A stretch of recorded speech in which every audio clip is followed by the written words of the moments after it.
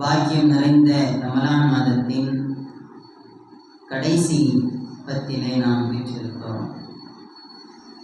ரமலான் 3 பகுதியாக பிரிக்கப்படும். அதில் கடைசி பகுதி இத்துக்கும் மினன்னார், நரகிலிருந்து விடுதலை பெறுவதற்கான நாட்களாகும். இந்த 10 நாட்களும் நரகத்திற்கென்றே சில அடியார்களை அல்லாஹ் எழுதி வைத்திருந்தாலும் இந்த நாட்களை நாம் சரியாக பயன்படுத்திக் கொள்வோமேயானால் அல்லாஹ் அந்த நரகிலிருந்தும் மோட்சனம் பெறுவதற்கான வாய்ப்புகளை இந்த எதிர்வரக்கூடிய 10 நாட்களிலும் அல்லாஹ் நமக்கு வழங்க இருக்கிறான். கடந்த 2 பத்துக்களை காட்டிலும் வரக்கூடிய 10 நாட்கள் என்பது மிகவும் கவனிக்கத்தக்கது. நோன்பு பிடித்தோம் தொழுதோம் என்று சடைவடைந்து விடாமல் இனி எதிர்கொள்ள இருக்கக்கூடிய 10 நாட்களையும் தான் மிகவும் துரிதமாக நம்முடைய அமல்களால் அலங்கரிக்க வேண்டும். காரணம், நபி அவர்கள் கடைசி 10 நாட்களில் இஅ்திகாஃப் இருக்கக்கூடியவர்களாக இருந்திருக்கிறார்கள். காரணம், கடைசி 10 ஒற்றை படை இரவுகளில் லைலத்துல் கத்ருடைய இரவை அடைந்து கொள்ள வேண்டும் என்பதற்காகத்தான். அதில் ஏராளமான பாக்கியங்களும் ஏராளமான வெகுமதிகளும் இருப்பதனாலேயே அல்லாஹ்வின் தூதர் ஸல்லல்லாஹு அலைஹி வஸல்லம் கடைசி 10ஐ மிகவும் கவனமாக கையாண்டிருக்கிறார்கள். எனவே நாம் ரமலானின் இறுதி கட்டத்தை அடைந்திருக்கிறோம். இனிமேல் தான் நம்முடைய அமல்கள் இன்னும் துரிதமாக இருக்க வேண்டும். இதனால் வரை நாம் தொழுத தொழுகைகளை விட மேல் அதிகமான தொழுகைகளை, இதனால் வரை நாம் ஓதிய குர்ஆனை விட மேல் அதிகமான ஓதுதல்களை, இதனால் வரை நாம் செய்த தர்மங்களை விட அதிகமான தான தர்மங்களை இனி வரக்கூடிய நாட்களில் நாம் மிகவும் கவனமாக கையாள வேண்டும், அமல் செய்து கொள்ள வேண்டும். கண்ணியமானவர்களே, அல்லாஹ் குர்ஆனில் சொல்லுகிறான், குல்லு நஃப்ஸின் ஸாயிகத்துல் மௌத், ஒவ்வொரு ஆன்மாவும் மரணத்தை சுவைத்தே தீரும். இன்னமா துவஃபவுன உஜூரக்கும் யௌமல் கியாமா, நீங்கள் செய்யக்கூடிய அமல்களுக்குரிய கூலிகள் எல்லாம் அது கொடுக்கப்படுவது மறுமை நாளில்தான். இங்கு நாம் தொழுகிறோம், நோன்பு பிடிக்கிறோம், குர்ஆன் ஓதுகிறோம், தர்மங்கள் செய்கிறோம். இதற்கான கூலிகளை இங்கேயே நாம் எதிர்பார்க்க கூடாது. அதே போன்று ஒருவன் தொழாமல் இருப்பான், நோன்பு பிடிக்காமல் இருப்பான், தான தர்மங்கள் செய்யாமல் இருப்பான், அதற்குரிய தண்டனைகளை எல்லாம் அல்லாஹ் அவனுக்கு கொடுக்கவில்லை என்று இந்த உலகத்திலேயே எதிர்பார்க்க கூடாது. அல்லாஹ் சொல்லுகிறான், இன்னமா துவஃபவுன உஜூரக்கும் யௌமல் கியாமா, நீங்கள் செய்ததற்கான பலாபலன்கள் அது மறுமை நாள் தான் கிடைக்கப்படும். நீங்கள் தொழுத தொழுகைகளுக்கான, நீங்கள் பிடித்த நோன்புகளுக்கான, நீங்கள் செய்த தர்மங்களுக்கான கூலிகள் எல்லாம் அது மறுமை நாளில் உங்களுக்கு கிடைக்கப்பெறும். அதே நேரத்தில் நீங்கள் செய்த தவறுகளுக்கான தண்டனைகளும் இங்கு கிடைக்கப்பெறாது, மறுமையில் தான் கிடைக்கப்பெறும் அல்லாஹ் சொல்கிறான். எனவே இந்த உலகத்தில் வாழுகிற நம்முடைய காலத்திலே அதிகமான நல்ல அறங்களை நாம் செய்ய வேண்டும். அல்லாஹ் சொல்கிறான், ஃபமன் ஸுஹ்ஸிஹ அனின் நாரி வ உத்கிலல் ஜன்னத ஃபகத் ஃபாஸ், யார் நல்லறங்கள் செய்து நரகத்தை விட்டும் தவிர்ந்து சொர்க்கத்தில் நுழைவிக்கப்படுவார்களோ அவர்கள்தான் திட்டமாக வெற்றியாளர்கள் என்று குறிப்பிடுகிறார். நாம் நல்ல அறங்களை செய்து நரகத்தை விட்டும் தவிர்ந்து சொர்க்கத்திற்கு தகுதியானவர்களாக நம்மை மாற்றிக்கொள்ள வேண்டும். நம்மை நாம் பரிசீலனை செய்து கொள்ள வேண்டும். நம்முடைய வாழ்க்கை எந்த அளவிற்கு இருக்கிறது? நல்ல காரியங்களை அதிகமாக செய்கிறோமா அல்லது தீய காரியங்களை செய்கிறோமா? நமக்கு உடனுக்குடன் கூலி கிடைக்க பெறவில்லையே, நான் தொழுகிறேனே, நான் நோன்பு பிடிக்கிறேனே, எனக்கு கூலி கிடைக்கவில்லையே, அல்லாஹ் என்னை சோதிக்கிறானே என்று நினைத்து விடக்கூடாது. அவன் தொழாமல் தான் இருக்கிறான், நோன்பு பிடிக்காமல் இருக்கிறான், அவன் நன்றாகத்தானே இருக்கிறான் என்றும் நினைத்து விடக்கூடாது. வட்டியில் மூழ்கிறான், வாழுகிறான், நல்லா தானே இருக்கிறான் என்று நம்ம நினைக்கிறோமா இல்லையா? அநியாயம் செய்கிறான், நல்லா தானே இருக்கிறான் நம்ம நினைக்கிறோமா இல்லையா? அல்லாஹ் சொல்லுகிறான், உங்களுக்குரிய கூலிகள் கிடைக்கப் பெறுவது மறுமை நாளில் தான். உங்களுக்கான பலாபலன்களை இந்த உலகத்தில் நீங்கள் எதிர்பார்க்க கூடாது என்று அல்லாஹ் குறிப்பிடுகிறார். ஆக இந்த உலகத்தின் நமக்கான இலக்கு என்பது, நாம் வந்ததன் நோக்கம் என்பது நரகத்தை விட்டும் தவிர்வதும் சொர்க்கத்தில் நுழைவிக்கப்படுவதும். அதற்கு நான் தயாராக இருக்கிறேனா? அல்லாஹ் என்னை இப்பொழுது நான் மரணித்து விட்டால் நான் நரகிலிருந்தும் தப்பித்து சொர்க்கத்தில் நுழைவிக்கப்படுவேனா? அதற்கு நான் தகுதியானவனாக இருக்கிறேனா என்று ஒரு கணம் நம்மை பார்த்து நாம் கேள்வி கேட்டுக் கொள்ள வேண்டும். அருமையானவர்களே, அல்லாஹ் சொல்கிறான், நார் ஜஹன்னம அஷத்து ஹர்ரா. உலகத்தின் சூடெல்லாம் என்ன சூடு? இப்படி வெயில் அடிக்குது, இப்படி வெயில் அடிக்குதே நம்ம சொல்கிறோம். கடுமையான வெயிலாக இருக்கிறதே நம்ம சொல்கிறோம். கடுமையான உஷ்ணமாக இருக்கிறது என்று நாம் சொல்லுகிறோம். சாதாரண ஒரு சூரியனுடைய ஒரு ஜுவாலையினுடைய அந்த தாக்கத்தை நம்மால் தாங்கிக் கொள்ள முடியவில்லை. அல்லாஹ் சொல்லுகிறான், நார் ஜஹன்னம அஷத்து ஹர்ரா. நரகத்தின் நெருப்பு கடுமையான உஷ்ணமானது. அஸ்பருகும் அலன்னார். நரகத்தில் எப்படி நீங்கள் பொறுமையாக இருக்க முடியும்? அல்லாஹ் கேட்கிறான். ஆகவே நரக நெருப்பு என்பது மிகவும் கடுமையானது. உலகத்தினுடைய நெருப்பு எல்லாத்தையும் நீங்கள் ஒன்று சேருங்க. ஏதோ ஒரு துளி நெருப்பு அல்ல. தமிழ்நாடுல, இந்தியாவில் உலகம் ஒட்டுமொத்தத்தினுடைய நெருப்பையும் நரகத்தினுடைய நெருப்புடன் நீங்கள் கணக்கிட்டு பார்த்தால் அதில் 70 ஒரு பங்கு தான் என்றார்கள் முஹம்மது ரசூலுல்லாஹ். உலகத்தின் ஒட்டுமொத்த நெருப்பும் நரகத்தின் 70 ஒரு பங்கு என்றால் நரக உஷ்ணத்தின் கொடூரம் எந்த அளவிற்கு இருக்கும்? நரகத்தின் ஜுவாலை எந்த அளவிற்கு கடுமையானதாக இருக்கும்? அதன் வெப்பம் எப்படி இருக்கும்? அல்லாஹ்வின் தூதர் ஸல்லல்லாஹு அலைஹி வஸல்லம் அவர்கள் ஜிப்ரீல் அலைஹிஸ்ஸலாத்தை கேட்டாங்க, சிஃப்லி அண்ணா, நரகத்தை பற்றி எனக்கு சொல்லுங்க, வர்ணித்து தாருங்கள். ஜிப்ரீல் அலைஹிஸ்ஸலாம் சொன்னாங்க, நரகம் முதலாய் 1000 ஆண்டுகளாக எரிக்கப்பட்டது.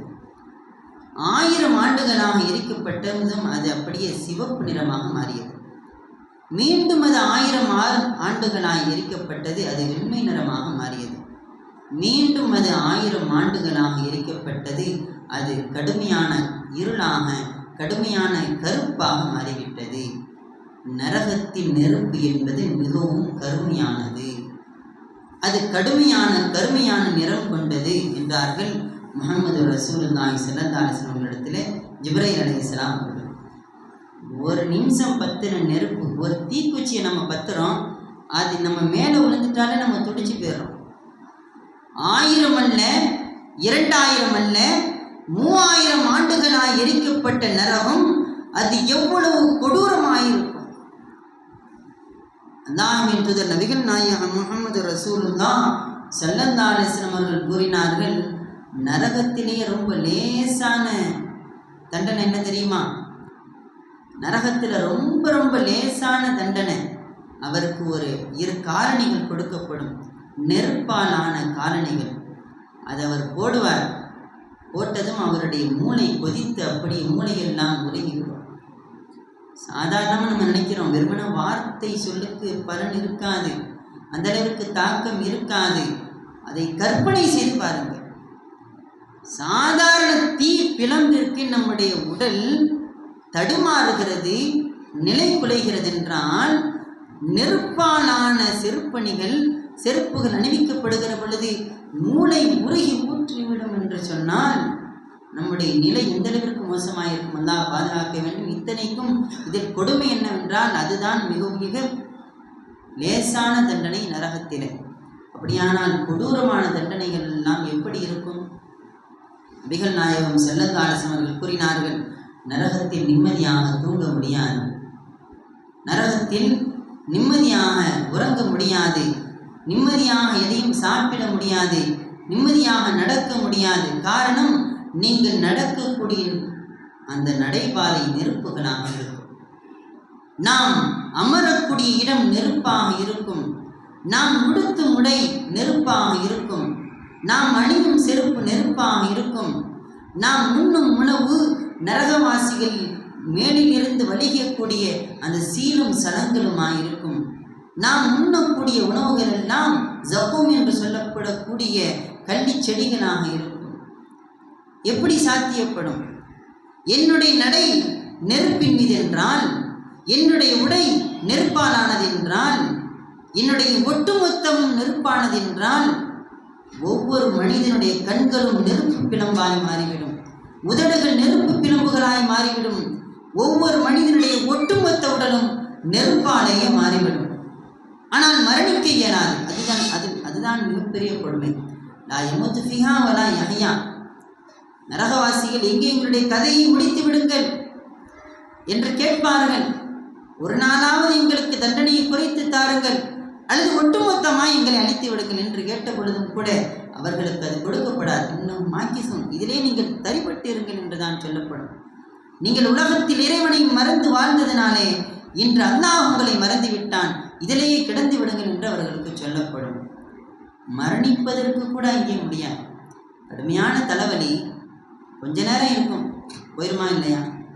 கடுமையான காய்ச்சல் கொஞ்ச நாளைக்கு இருக்கும், போயிருமா இல்லையா? கடுமையான வலிகள் எல்லாம் எத்தனை நாளைக்கு? ஆனால் நரகத்தில் ஏற்படக்கூடிய அந்த கொடூரம் இருக்கிறது, அதற்கு முடிவே கிடையாது. நரகத்தில் ஏற்படக்கூடிய வலிகளுக்கும் வேதனைகளுக்கும் அதற்கு முடிவு என்பதே கிடையாது என்று அல்லாஹ் தஆலா குர்ஆனிலே குறிப்பிடுகிறான். எனவே உலகத்தில் வாழுகிற நாம் கொஞ்சமேனும் யோசிக்க வேண்டும். நம்முடைய மூத்துக்கு பின்னாடி ஒரு வாழ்க்கை இருக்கு. உலகத்தில் நம்ம காட்டி தேடிக்கிட்டோம், வீடு இருக்கு, வாசல் இருக்குது, அன்றாட உணவு இருக்குது, வீட்டுக்கு போனால் சாப்பாடு இருக்குது, எல்லாம் இருக்குது. ஆனால் என்னுடைய மரணத்திற்கு பின்னாலே என்னுடைய மண்ணறைக்கு நான் என்ன சேர்த்து வச்சிருக்கிறேன், என் மறுமைக்கு என்ன நான் தயார் செய்து வைத்திருக்கிறேன்? உலகத்தில் இருக்கக்கூடிய என்னுடைய வீடு வருமா, வாசல் வருமா, என்னுடைய மனைவி மக்கள் வருவார்களா? என்னுடைய மண்ணறைக்கு நான் என்ன தயார் செய்து வைத்திருக்கிறேன், என்னுடைய மறுமைக்கு நான் என்ன தயார் செய்து வைத்திருக்கிறேன் என்று நமக்கு நாமே கேட்டுக்கிறணும். நரகத்திலிருந்து யாரும் தப்பிச்சிட முடியாதே. ஒரு நாள் ரசூலுல்லாஹி ஸல்லல்லாஹு அலைஹி வஸல்லம் சபையில் உட்கார்ந்துருக்கிறாங்க, ஏதோ ஒரு சப்தம் கேட்குது. சஹாபாக்கள் என்னன்னு கேட்கல, ரசூலுல்லாஹ் சொன்னாங்க, 70 ஆண்டுகளுக்கு முன்னால் போடப்பட்ட ஒரு கல் நரகத்தின் அடிபாதாளத்தை இன்றுதான் போய் சேர்ந்திருக்கிறது என்றார். 70 வருட பயண தொலைவில் ஒரு கல் விழுந்தது என்றால் நரகத்தின் நாளம் எந்த அளவிற்கு இருக்கும்?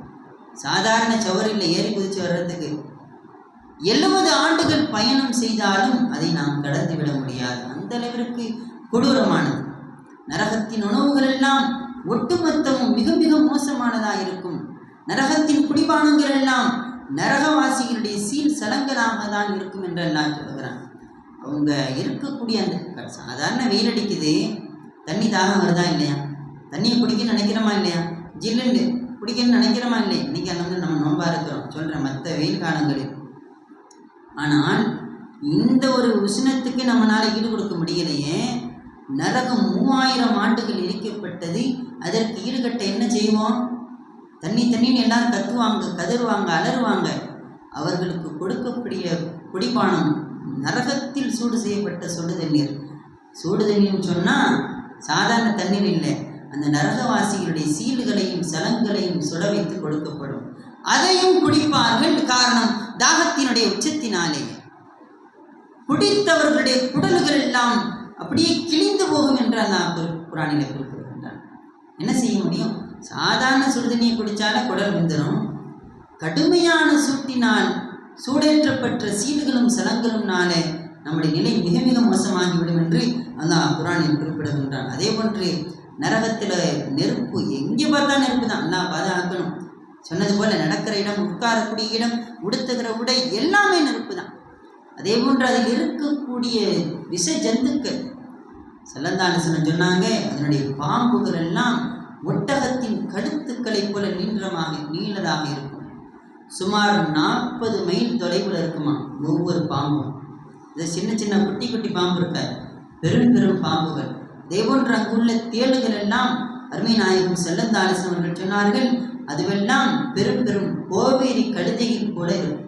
ஒரு தேளு பெரிய கோவேரி கழுதை இருக்காங்க, அந்த சைஸில் இருக்கும். அது ஒரு தடவை தீண்டினால் 40 ஆண்டுகள் வரை அதனுடைய விஷத்தாக்கம் இருக்கும் என்றார்கள் முஹம்மது ரசூலுல்லாஹ். சாதாரண ஒரு கொசுக்கடியில் நம்மளால தூங்க இயலலை. அந்த இரவெல்லாம் பாலா போயிருது நம்ம நினைக்கிறோம்.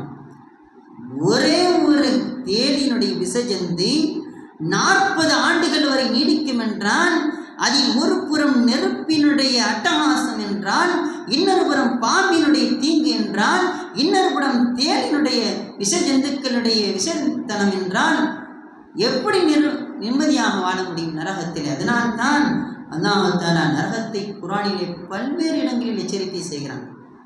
பல்வேறு இடங்களிலே இவ்வளவு விச ஜந்துக்கள் தீண்டும் என்றால் அப்போ நரகவாசிகளுடைய உடல் இப்போ நம்ம இருக்கிறோமே அந்த மாதிரிலாம் இருக்காது. சிலதால் செஞ்சாங்க நிருசுல் காஃபிரி மிஸ்லி உஹத், நரகவாசிகளுடைய பல்லு இருக்கு பாருங்க, அந்த ஒரே ஒரு பல்லு உஹது மலை அளவுக்கு இருக்கும். நரகவாசிகளுடைய ஒரு பல்லு உஹது மலை அளவு இருக்கும். அதே போன்று அவர்கள் அமரக்கூடிய ஒரு இடத்துல உட்கார்ந்தா நம்ம இந்த ஒரு சின்ன இடத்துல உட்கார்ந்துருவோம் தானே, ஆனால் நரகவாசிகள் உட்கார்ந்தால் ஒருவருக்குரிய இடம் மக்கா டு மதினா இடைப்பட்ட தூரம் அளவுக்கு அவ்வளவு பெருசாக இருப்பார். மக்காவிலேருந்து மதினா வரைக்கும் சுமார் 450 கிலோமீட்டர் இருக்குன்னு வச்சுக்கிறேங்க. அவ்வளவு பிரம்மாண்டமான உருவம் எடுத்திருப்பார். அதே போன்று அவருடைய இந்த தோல்லிருந்து இந்த தோலுக்கு போகிறதா இருந்தால் கூட 3 நாள் வேகமாக குதிரையில் பயணம் செய்தால் கூட போய் சேர முடியாது. அவ்வளவு பிரம்மாண்டமான உருவம். காரணம் அத்துணையும் அவருக்கு வேதனை கொடுக்கப்படுவதற்காகவே, அவர் நரகத்தில் புசிந்து சாம்பலாக வேண்டும் என்பதற்காகவே, அவருடைய தோள்கள் புசுங்கு போவதெல்லாம் அல்லாஹ் தஆலா புதிய புதிய தோள்களை கொடுப்பான், புதிய புதிய உடலமைப்பை கொடுப்பான். அந்த நரகத்தில் அவர் மடிந்து விடக்கூட முடியாது. அல்லாஹ் தஆலா திரும்ப திரும்ப திரும்ப திரும்ப அல்லாஹ் அவர்களுக்கு வேதனை செய்து கொண்டே இருப்பான். ஆக இந்த எச்சரிக்கை செய்யப்பட்ட நரகம் யாருக்கு தெரியுமா? அல்லாஹ்வை நிராகரிக்கக்கூடியவர்களுக்கு. அல்லாஹ்வை நிராகரிக்கக்கூடியவர்களுக்கு ஹர்ரம் அலைஹில் ஜன்னா வ மஅவாஹுன்னா அல்லாஹ் சொல்கிறான்.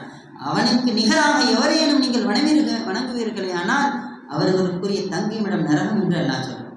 அதே போன்று முனாஃபிக்குகள், இன்னைக்கு முனாஃபிக்குகள் இல்லை, அந்த முனாஃபிக்குகள் இன்னல் முனாஃபிகீன ஃபி தர்கில் அஸ்ஃபலி மினன் நார், அவர்கள் நரகத்தின் அதல பாதாளத்தில் இருப்பார்கள் என்று அல்லாஹ் சொல்கிறார். அதே போன்று மூன்றாவதாக மூமின்களில் பாவியானவர்கள். மூமின்களில் யாரெல்லாம் பாவியானவர்களாக, பாவிகள் என்று சொன்னால் அல்லாஹ் எல்லா பாவிகளையும் மன்னிச்சிருவான். அவன்கிட்ட கண்ணீருடனும் அல்லாஹ்விட்ட அழுவனும், அல்லாஹ்விடத்தில் அழுது மன்றாடணும். தவறு செய்யாத மனிதர்கள் கிடையாது, அல்லாஹ்விடத்தில் சரணடைய வேண்டும். நான் தவறு செய்து விட்டேன் என்று அல்லாஹ்விடத்தில் அழுது புலம்பணும், அல்லாஹ்விடத்தில் அழுது கண்ணீரை விடணும். விட்டுட்டோன்னு எல்லாம் அல்லாஹ் மன்னிச்சிருவான். இல்லை என்றால் அந்த பாவிகள் விபச்சாரம் செய்திருந்தாலோ, வட்டியில் ஈடுபட்டிருந்தாலோ, அனாதைகளுடைய பொருள்களை அபகரித்திருந்தாலோ, இன்ன பிற பாவங்கள் செய்த அத்துணை பாவிகளுக்கும் அல்லாஹ் அந்த நரகத்தை தயார் செய்து வைத்திருப்பதாக அல்லாஹ் குர்ஆனிலே குறிப்பிடுகின்றான். அதே போன்று ஜக்காத் கொடுக்காதவர்களுக்கு, இது போன்று யாரெல்லாம் பெரும் பெரும் பாவம் செய்தார்களோ, முத்தாய்ப்பாக தொழாதவர்களை நாளை மறுமை நாளில் நரகத்தில் வீழ்த்தப்படும். மா சலக்கும் ஃபி சக்கர், ஏன் நரகத்தில் வீழ்ந்தீர்கள் என்று கேட்டதற்கு அவர்கள் சொல்வார்கள், லம் நக்கு மினல் முஸ்லிமீன், நாங்கள் தொழாமல் இருந்துட்டோம்னு சொல்லுவாங்க. தொழாதவர்களுக்கு அல்லாஹ் நரகத்தை தயார் செய்து வச்சிருக்கிறான்.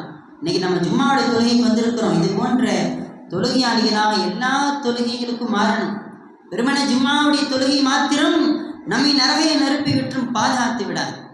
ஐங்கால தொழுகைகளுக்கு நாம் தொழக்கூடிய தொழுகையாளிகளாக மாறிடணும். ஜகாத் கொடுக்கக்கூடிய கொடை வள்ளல்களாக மாறிடணும்.